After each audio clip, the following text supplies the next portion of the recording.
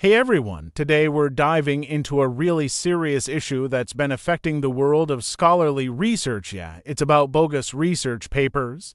So, in the next few minutes, we're gonna explore how this is impacting critical fields like medicine and engineering, and just how big this problem really is. And trust me, it's a lot more serious than it sounds, so stick around. All right, so, first off, let's talk about the scale of this issue. It's pretty staggering, honestly. There are, thousands of papers that get retracted every year because they're found to be fake or misleading. I mean, can you imagine the impact on real research and decision-making? It's, like throwing a wrench into the works when we're trying to find solutions for things like cancer or new engineering methods. Legitimate research can get overshadowed, and that's super concerning. Now, one of the biggest challenges we face is identifying fraud. It's not like journals just pull these papers down immediately. The retraction process can be painfully slow, and by the time something gets investigated, you have, a whole community that's already been misled. It's frustrating, and, we have these amateur sleuths like researchers who are trying to piece things together doing their best, but it's a tough job. They shouldn't have to be the ones doing this, you know?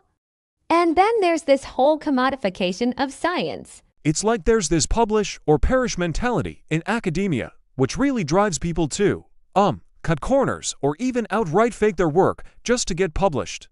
It's wild. You've got these profit-driven motives from fraudulent entities that just want to cash in. That's not what science should be about. When we look at specific fields, some areas are getting hit harder than others, like cancer research. It's heartbreaking to hear stories from researchers who are, pouring their hearts into finding a cure, only to be undermined by fake studies. I mean, can you imagine the emotional toll that takes? It's not just numbers. These are real people facing real challenges. Now, let's talk about the role of emerging economies. There's a lot of pressure on researchers in resource-limited contexts to publish, and sometimes that leads to compromised integrity. It's really sad, because you can see how systemic issues drive people to make choices that they wouldn't otherwise make. And then there's the underground economy of scholarly publishing. Yeah, you heard that right, paper mills that churn out fraudulent research. It's like a whole operation. They'll produce fake papers for anyone willing to pay.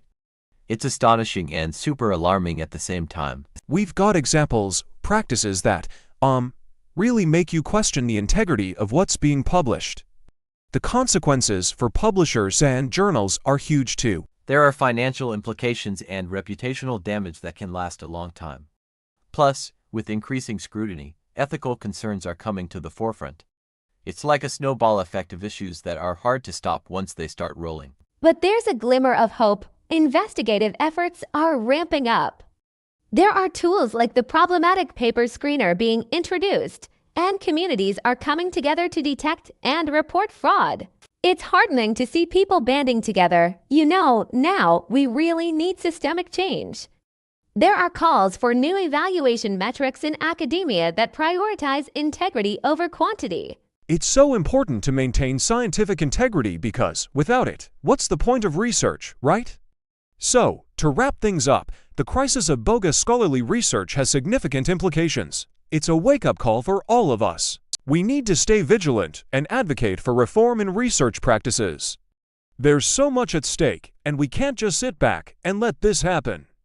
If you found this topic impactful, please subscribe, and drop a comment below. I'd love to hear your thoughts or any experiences you've had related to this.